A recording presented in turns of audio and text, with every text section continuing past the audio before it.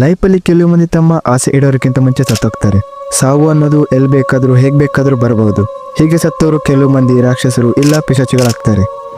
ಆತ್ಮಗಳಾಗಿ ಇರ್ತಾರೆ. ಇನ್ನು ಕೆಲವು ಆತ್ಮ ಬಟ್ಟೆ, ವಸ್ತು ಅಥವಾ ಗೊಂಬೆಯಲ್ಲಿ ಸೇರ್ಕೊಳ್ತವೆ. ಇಂತಹ ಆತ್ಮ ಮಾನವನ ದೇಹವನ್ನ ಎಂಟರ್ ಆಗೋದಕ್ಕೆ ವೇಟ್ ಮಾಡ್ತಾ ಇರುತ್ತೆ. ಇವತ್ತಿನ ವಿಡಿಯೋದಲ್ಲಿ ನಾನು ಹೇಳಕ್ಕೆ ಹೊರಟಿರೋದು ಅನಬೆಲ್ಲಾ ಗೊಂಬೆಯ ರಿಯಲ್ ಹಾರರ್ ಸ್ಟೋರಿನ ಬಗ್ಗೆ. ಮತ್ತೆ ಅನಬೆಲ್ಲಾ ಡಾಲ್ ಈಗ ಎಲ್ಲಿದೆ ಅಂತ ಲಾಸ್ಟಲ್ಲಿ ಹೇಳ್ತೀನಿ. So let's start the video.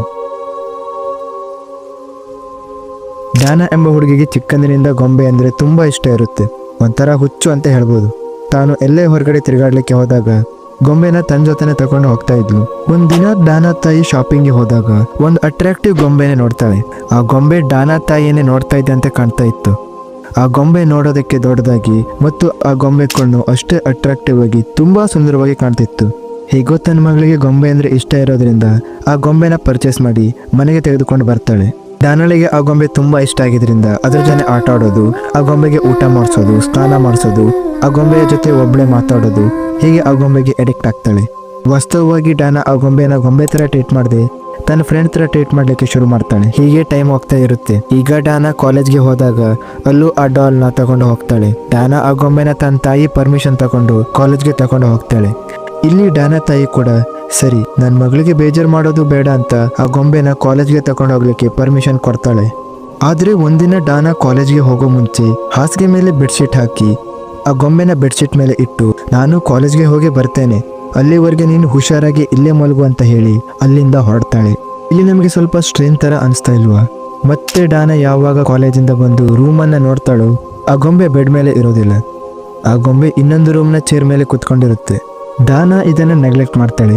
Starting ಡಾನಾ ತಾಯಿ ತನ್ನ ಮಗಳು ಆಟ ಆಡ್ತಾ ಮರ್ತಿರ್ಬೇಕು ಅನ್ಕೋತಾಳೆ. ಆದರೆ ಪದೇ ಪದೇ ಈ ಇನ್ಸಿಡೆಂಟ್ ನಡೆದಾಗ, ಅಂದರೆ ಡಾನಾ ತಾಯಿ ಯಾವಾಗ ಕೆಲಸ ಮುಗಿಸಿ ಮನೆಗೆ ಬಂದಾಗ ಆ ಗೊಂಬೆ ಅದೇ ರೂಮ್ನ ಚೇರ್ ಮೇಲೆ ಕುತ್ಕೊಂಡಿರೋದು, ಇಲ್ಲ ಕಿಚನ್ ರೂಮ್ ಹತ್ರ ಇರೋದು, ಇಲ್ಲ ಸೋಫಾ ಮೇಲೆ ಕುತ್ಕೊಂಡಿರೋದು, ಕೆಲವೊಂದ್ಸತಿ ಕತ್ತಿ, ಬ್ಲೇಡ್, ಚಾಕು ಪಕ್ಕದಲ್ಲಿರೋದು, ಈ ರೀತಿ ಇನ್ಸಿಡೆಂಟ್ ಆಗಾಗ ನಡೀತಾನೆ ಇರ್ತಾ ಇತ್ತು. ಈ ತರ ಇನ್ಸಿಡೆಂಟ್ ನಡೀತಾ ಇರಬೇಕಾದ್ರೆ ಒಂದಿನ ಡಾನಾಗೆ ಹೆಲ್ಪ್ ಮೀ ಎಂದು ರಕ್ತದಿಂದ ಬರೆದಿರೋ ಲೆಟರ್ ಸಿಗುತ್ತೆ. ಈ ಲೆಟರ್ನ ತಗೊಂಡು ಆ ಡಾಲ್ನ ಹತ್ತಿರ ಹೋದಾಗ ಗೊಂಬೆ ಕಡೆಯಿಂದ ಬ್ಲಡ್ ಬರ್ತಾ ಇತ್ತು. ಇದನ್ನು ನೋಡಿದಂತೆ ಡಾನಾ ಆ ಡಾಲ್ನ ತೆಗೆದುಕೊಂಡು ತನ್ನ ತಾಯಿ ಬಳಿ ಬಂದು ನಡೆದ ಇನ್ಸಿಡೆಂಟ್ನ ಎಕ್ಸ್ಪ್ಲೇನ್ ಮಾಡ್ತಾಳೆ. ಆಗ ಡಾನಾಳ ತಾಯಿಗೆ ಮೊದಲೇ ಡೌಟ್ ಇದ್ದ ಕಾರಣ ಅಲ್ಲೇ ಲೋಕಲಲ್ಲಿರುವ ಪ್ಯಾರಾನಾರ್ಮಲ್ ಇನ್ವೆಸ್ಟಿಗೇಟರ್ನ ಕಾಲ್ ಮಾಡಿ ನಡೆದ ಘಟನೆಯನ್ನ ಹೇಳ್ತಾಳೆ. ಪ್ಯಾರಾನಾರ್ಮಲ್ ಇನ್ವೆಸ್ಟಿಗೇಟರ್ ಬಂದ ನಂತರ ಆ ಗೊಂಬೆಯನ್ನು 2 days ಅಬ್ಸರ್ವ್ ಮಾಡಿ ಕಮ್ಯುನಿಕೇಟ್ ಮಾಡಲಿಕ್ಕೆ ಸ್ಟಾರ್ಟ್ ಮಾಡ್ತಾರೆ. 2 days ನಂತರ ಪ್ಯಾರಾನಾರ್ಮಲ್ ಇನ್ವೆಸ್ಟಿಗೇಟರ್ ಡಾನಾ ತಾಯಿಗೆ ಏನ್ ಹೇಳ್ತಾರಂದ್ರೆ, ಈ ಗೊಂಬೆಯಲ್ಲಿರುವುದು 7 ವರ್ಷದ ಚಿಕ್ಕ ಮಗುವಿನ ಆತ್ಮ.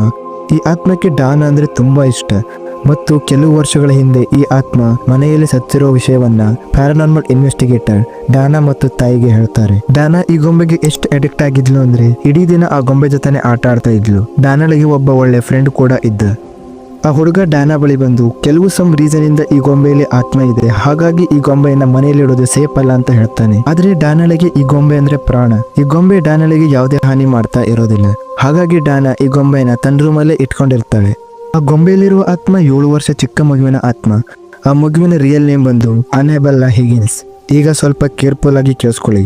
ಆ ಹುಡುಗ ಡಾನಾಳ ಜೊತೆ ಏನೇನೆಲ್ಲ ಮಾತಾಡ್ತಾನೋ ಅದನ್ನೆಲ್ಲ ಅನಬೆಲ್ ನೋಡ್ತಾ ಕೇಳಿಸ್ಕೋತಾ ಇರ್ತಾಳೆ. ಡಾನಾಳ ಫ್ರೆಂಡ್ ಆದಂತ ಹುಡುಗ ಡಾನಾಳ ಇನ್ನೊಂದು ರೂಮ್ಗೆ ಮಲಗಲಿಕ್ಕೆ ಹೋಗ್ತಾನೆ. ಮಿಡ್ ನೈಟ್ ಅಲ್ಲಿ ಆ ಹುಡುಗ ಮಲಗಿದ್ದಾಗ ಯಾರೋ ರೂಮ್ನ ಒಳಗೆ ಬಂದಂತೆ ರಿಯಲೈಸ್ ಆಗುತ್ತೆ. ಇದ್ದಕ್ಕಿದ್ದಂತೆ ಅನ್ಯೂಸಲ್ ಇನ್ಸಿಡೆಂಟ್ ಆಗ್ಲಿಕ್ಕೆ ಸ್ಟಾರ್ಟ್ ಆಗ್ತದೆ. ಆ ಹುಡುಗ ತನ್ನ ಕಣ್ಣನ್ನ ತೆರೆದಾಗ ಅವನ ಮುಂದೆ ಅನಬೆಲ್ಲಾ ಡಾಲ್ ಕೂತಿರ್ತಾಳೆ. ಅನಬೆಲ್ಲಾ ಡಾಲ್ ಅನ್ನ ನೋಡಿದ ತಕ್ಷಣ ಹುಡುಗ ಎದ್ದೋಳಕ್ಕೆ ಟ್ರೈ ಮಾಡ್ತಾನೆ. ಆದ್ರೆ ಬಾಡಿ ಫುಲ್ ಸ್ಟಕ್ ಆಗಿರುತ್ತೆ, ಅಂದ್ರೆ ಪ್ಯಾರಲೈಸ್ ಆಗಿರೋ ತರ.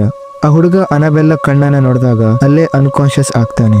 ನೆಕ್ಸ್ಟ್ ಡೇ ಡಾನಾ ತನ್ನ ಫ್ರೆಂಡ್ ನ ರೂಮ್ಗೆ ಬಂದಾಗ ಅನಬೆಲ್ಲಾ ಡಾಲ್ ಅವನ ಕೋಣೆಯಲ್ಲೇ ಇರುತ್ತೆ. ಈ ಕಡೆ ಫ್ರೆಂಡ್ ಅನ್ಕಾನ್ಶಿಯಸ್ ಆಗಿದ್ದನ್ನ ಕಂಡ ಡಾನಾ ಫ್ರೆಂಡ್ ನ ಮುಖದ ಮೇಲೆ ನೀರನ್ನ ಚಿಮ್ಸಿ ಎದ್ದೇಳಿಸ್ತಾಳೆ. ನಿಮಗೆ ಏನಾಯ್ತು ಅಂತ ಕೇಳ್ತಾಳೆ. ನಂತರ ಫ್ರೆಂಡು ನೈಟ್ ಅಲ್ಲಿ ಅನಬೆಲ್ಲಾ ಜೊತೆ ನಡೆದ ಇನ್ಸಿಡೆಂಟ್ ನ ಹೇಳಿದಾಗ ಡಾನಾ ಹಿಂದೆ ತಿರುಗಿ ಅನಬೆಲ್ಲಾ ಡಾಲ್ ಅನ್ನು ನೋಡ್ತಾಳೆ. ನೋಡು, ಈ ಗೊಂಬೆ ಎಷ್ಟು ಮುದ್ದಾಗಿದೆ ಅಂತ ಹೇಳಿ ನಿನಗೆ ಎಲ್ಲೋ ಕನಸು ಬಿದ್ದಿರಬೇಕು ಅಂತ ಹೇಳ್ತಾಳೆ. ಆಗ ಫ್ರೆಂಡು ಇಲ್ಲ, ನಾನು ಹೇಳಿದ್ದು ನಿಜಾನೇ, ನೀನು ಈ ಗೊಂಬೆಯಿಂದ ಸ್ವಲ್ಪ ಜಾಗ್ರತೆಯಿಂದ ಇರುವಂತ ವಾರ್ನಿಂಗ್ ಕೂಡ ಕೊಡ್ತಾನೆ. ಆದ್ರೆ ಡಾನಾ ನನ್ನ ಫ್ರೆಂಡ್ಗೆ ಈ ಗೊಂಬೆ ಇಷ್ಟ ಇಲ್ಲದೆ ಇರೋದ್ರಿಂದ ನನಗೆ ಈ ರೀತಿ ಹೇಳ್ತಾ ಇದ್ದಾನೆ ಅಂತ ಅವನ ಮಾತನ್ನ ನೆಗ್ಲೆಕ್ಟ್ ಮಾಡ್ತಾಳೆ. ಸ್ವಲ್ಪ ದಿನ ನಂತರ ನೈಟ್ ಟೈಮಲ್ಲಿ ಆ ಹುಡುಗ ಡಾನಾಳ ಮನೆಗೆ ಸ್ಟಡಿಗೆ ಅಂತ ಬರ್ತಾನೆ. ಸ್ಟಡಿ ಮಾಡಿ ಬೋರ್ ಆಗಿದ್ರಿಂದ ಡಾನಾ ಫ್ರೆಂಡ್ಗೆ ತಿನ್ನೋಕೆ ಸ್ನ್ಯಾಕ್ ಅನ್ನು ತಗೊಂಡು ಬರ್ಲಿಕ್ಕೆ ಕಿಚನ್ಗೆ ಹೋಗ್ತಾಳೆ. ಆಗ ಡಾನಾಳ ರೂಮ್ಗೆ ಯಾರು ಬಂದಿರೋ ತರ ಫ್ರೆಂಡ್ಗೆ ಅನ್ಸುತ್ತೆ. ಹೋಗಿ ರೂಮ್ನ ನೋಡಿದಾಗ ಅನಬೆಲ್ಲಾ ಡಾಲ್ ಚೇರ್ನ ಮೇಲೆ ಕುತ್ಕೊಂಡಿರುತ್ತೆ. ಅನಬೆಲ್ಲ ಸುತ್ತ ವಸ್ತುವೆಲ್ಲ ಚೆಲ್ಲಾಪಿಲ್ಲಿಯಾಗಿ ಬಿದ್ದಿರುತ್ತೆ. ರೂಟ್ ಬಂದು ಫ್ರೆಂಡು ಅನಬೆಲ್ಲ ಕಣ್ಣನ್ನು ನೋಡಿದ ತಕ್ಷಣ ಸಡನ್ ಆಗಿ ಅದೇನೋ ಬರೋದಕ್ಕೆ ಸ್ಟಾರ್ಟ್ ಆಯಿತು. ಫ್ರೆಂಡು ಕೂಗೋದಕ್ಕೆ ಸ್ಟಾರ್ಟ್ ಮಾಡ್ತಾನೆ. ಇದನ್ನು ಕೇಳಿದ ಡಾನಾ ತಕ್ಷಣ ಓಡ್ ಬಂದು ಫ್ರೆಂಡ್ಗೆ ಏನಾಯ್ತು ಅಂತ ಕೇಳಿದಾಗ ಫ್ರೆಂಡ್ನ ಎದೆ ಮೇಲೆ ಯಾರೋ ಉಗುರಿಂದ ಗೀಚಿದ ಮಾರ್ಕ್ ಕಾಣ್ತಾ ಇರುತ್ತೆ ಮತ್ತು ಅದರಿಂದ ರಕ್ತ ಕೂಡ ಬರ್ತಾ ಇರುತ್ತೆ. ಇದು ಹೇಗೆ ನಡೀತು ಅಂತ ತಿಳಿದುಕೊಳ್ಳಿಕ್ಕೆ ಡಾನಾ ಫ್ರೆಂಡು ಮತ್ತು ಆ ಹುಡುಗನ ಜೊತೆ ಸೇರಿ ಒಬ್ಬ ಚರ್ಚ್ ಫಾದರ್ ಹತ್ರ ಹೋಗ್ತಾರೆ. ಆ ಚರ್ಚ್ ಫಾದರ್ನ ಹೆಸರು ಫಾದರ್ ಹೆಗಾನ್. ಈ ಫಾದರ್ ಹೆಗಾನ್ ಆ ಗೊಂಬೆನ ನೋಡಿದಾಗ ತುಂಬಾ ಭಯ ಆಗುತ್ತೆ. ಮತ್ತೆ ಇದನ್ನ ಕಂಟ್ರೋಲ್ ಮಾಡೋಕೆ ನನ್ನಿಂದ ಆಗೋದಿಲ್ಲ, ನನಗಿಂತ ಎಕ್ಸ್ಪೀರಿಯನ್ಸ್ ಇರೋ ಇನ್ನೊಬ್ಬ ಫಾದರ್ ಅನ್ನ ಕಳಿಸ್ತೀನಿ ಅಂತ ಹೇಳ್ತಾನೆ.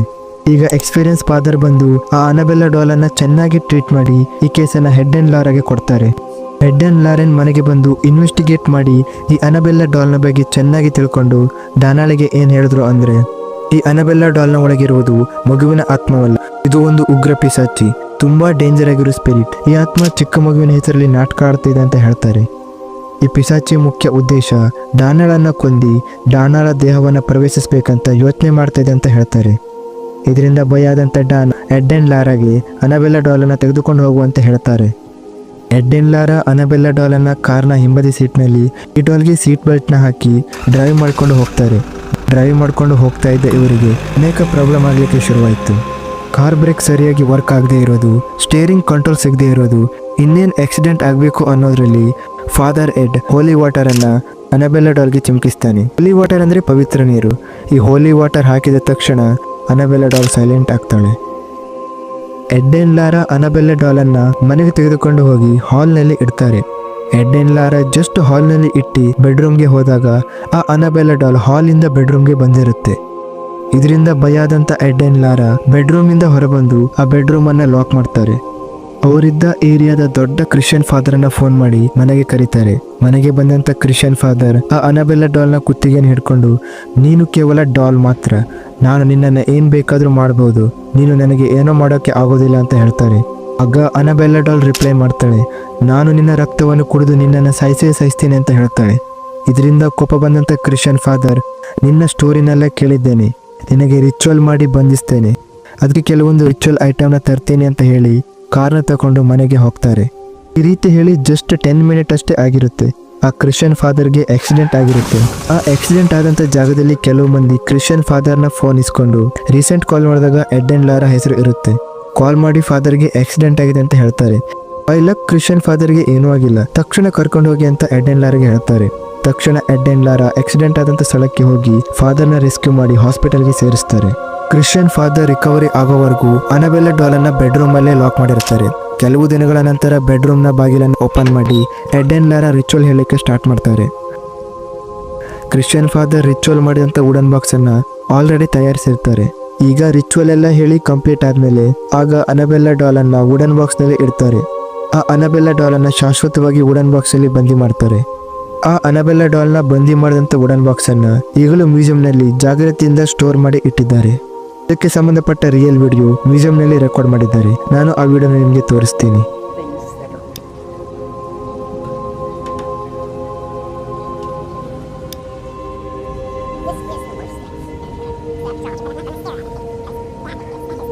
ಇದು ಅನಬೆಲ್ಲ ಡಾಲ್ನ ಕತೆ. ಇದೇ ಥರ ಇಂಟ್ರೆಸ್ಟಿಂಗ್ ಆಗಿರೋ ಸ್ಟೋರಿ ಜೊತೆ ಮತ್ತೆ ಸಿಗ್ತೀನಿ. ಈ ವಿಡಿಯೋ ಇಷ್ಟ ಆಗಿದ್ರೆ ಚಾನಲ್ನ ಸಬ್ಸ್ಕ್ರೈಬ್ ಮಾಡಿ. Thank you for